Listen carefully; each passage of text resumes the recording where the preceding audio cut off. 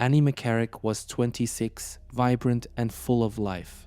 An American student living in Dublin, she had dreams, friends, and a tight bond with her family. But behind the scenes, Annie was quietly preparing for something major. She was planning to break off a relationship. A relationship that, according to new details, had become toxic and possibly dangerous. She told at least one close friend she felt uneasy. She was going to confront the man, someone she'd been secretly involved with. Not just end things, but also expose him to his girlfriend, to everyone.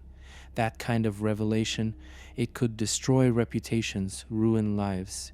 Then, just days, maybe even hours before she was supposed to do it, Annie disappeared. No body, no trace, no final message. And now, more than 30 years later, the man she was about to leave has become the prime suspect in what Gardaí now call a murder. Coincidence? Or was Annie silenced before she could speak? Let's follow the clues. Annie McCarrick was known for her kindness and curiosity, but when it came to her private life, she kept things close to the chest. In the weeks leading up to her disappearance, Annie had been involved in a relationship that very few people even knew existed. It wasn't public. It wasn't romantic in the fairy tale sense. It was messy, complicated, and from what her friends would later tell Gardaí, it was secret for a reason. According to those closest to her, Annie had grown uncomfortable. She had confided in a friend that she was feeling guilt, not just about being involved with the man, but about what it could do to others. That man, it turns out, was believed to already be in a committed relationship with someone else. Annie had made up her mind. She was going to end it. But she wasn't just planning to walk away. She wanted to confront him and tell his girlfriend everything. That intention, made quietly, possibly just days before she vanished, would become one of the most critical pieces in understanding her fate, because it added something investigators had missed for decades. A motive, not from a stranger, not from a random encounter, but from a man who had something to lose. A man who, decades later, is now at the center of a cold case that might finally be cracking open. The man Annie McCarrick was secretly seeing wasn't just another name in her story. He was someone with deep emotional investment. Some who knew him described his behavior as possessive. Others hinted at something darker, obsession. Sources close to the case revealed that Annie had expressed fear not openly, but in subtle ways. She seemed nervous in her final days. She checked in with friends more frequently. She avoided certain topics in public, and most telling of all, she had told at least one person that she needed to end it soon. This wasn't a clean break. It was a breakup with consequences. The man in question had a lot to lose. His relationship, his image, maybe even his freedom. And Annie, she was about to expose him. She was going to tell the truth, not just to him, but to the other woman involved. For a man who needed control, this was a threat he couldn't ignore. Control was everything. And when Annie decided to take that power back, it may have pushed him to a breaking point. In cases like this, the shift from emotional dependency to physical danger is a red flag investigators look for. It doesn't always scream. Sometimes it whispers. But when you add secrecy, fear, and control to the mix, it becomes combustible. And that's exactly where Annie was standing, on the edge of a fire she never saw coming. In the days leading up to her disappearance, Annie McCarrick was calm on the outside but focused on the inside. She had just picked up groceries. She was preparing for her mother's visit from New York. She seemed normal, but beneath the surface, something much more delicate was unfolding. Annie had made a decision. She was going to confront the man she was secretly involved with. She was going to tell him it was over, and she was going to tell his girlfriend too. She wasn't hiding anymore. Friday, the 26th of March, was the last confirmed day Annie was seen alive. She visited a bank in Sandymount. She bought groceries. Then she vanished. She told a friend she might go hiking in the Wicklow Mountains that weekend, but no evidence ever placed her there. No bus tickets, no sightings, no footprints. Investigators now believe the plan she set in motion, the breakup, the confrontation, the truth may have been what sealed her fate, because someone else may have had the plan too. And Annie never got the chance to change her mind. From the very beginning, Gardaí had a quiet suspicion. Even in 1993, behind the confusion and media noise, there was one man whose name kept circling back, a man known to Annie, a man investigators believed she may have met the day she vanished. This wasn't a random predator. This wasn't a stranger in the woods. This was someone from her world, someone who had access to her, someone she trusted just enough to meet privately. That man, now in his 60s, was arrested in June of 2025 on suspicion of murder. He had never been charged before, never formally named, but his name was never forgotten in the case files. He lived in Clondalkin, where Gardaí recently conducted intense forensic searches.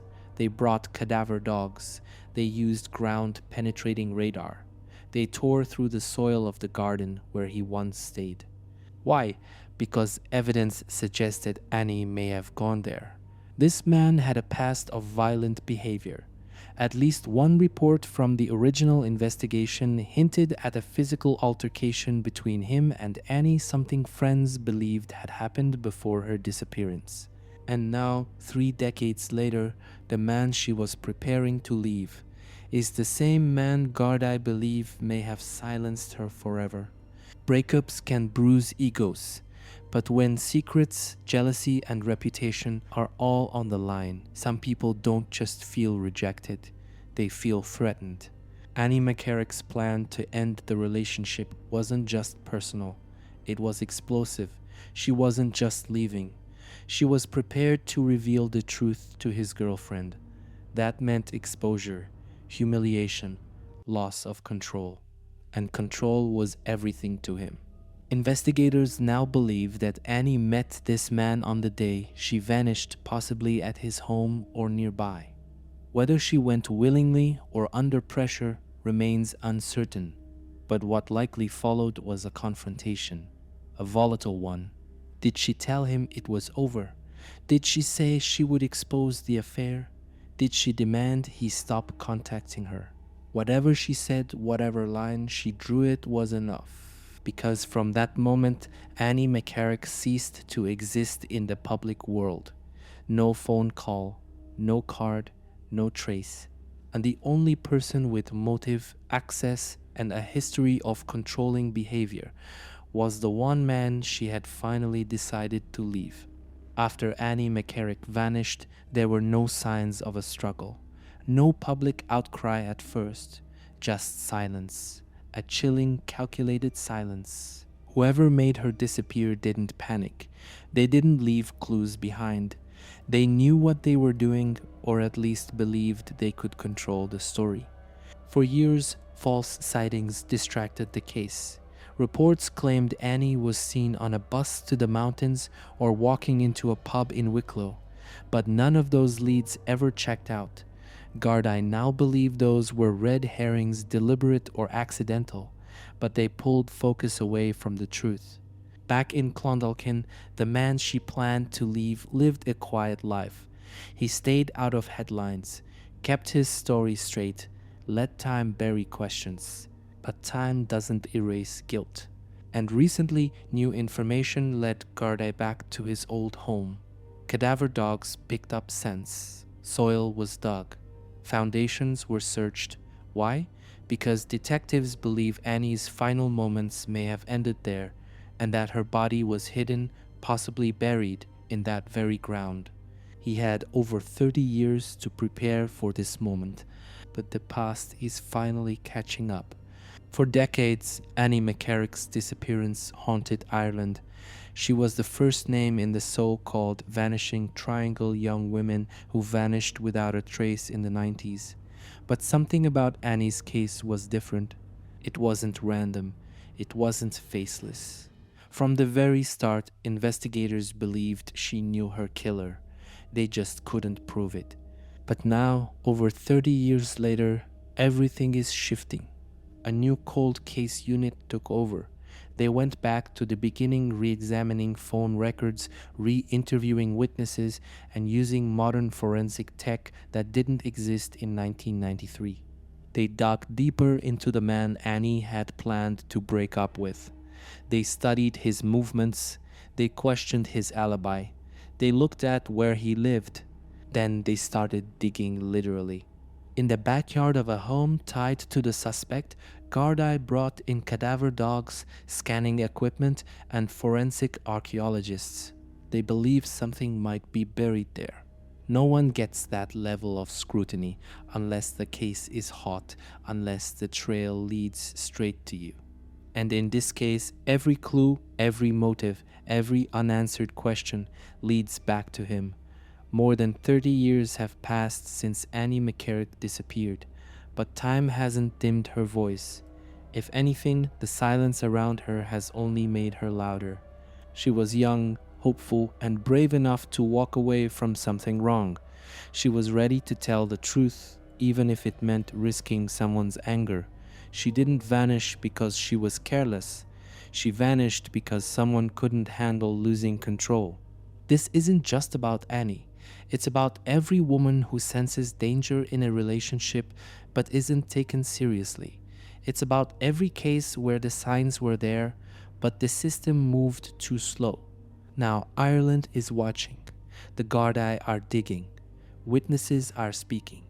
And the man who thought he could bury the past is finally back in the light. Annie's story isn't over. It's just beginning to be told properly.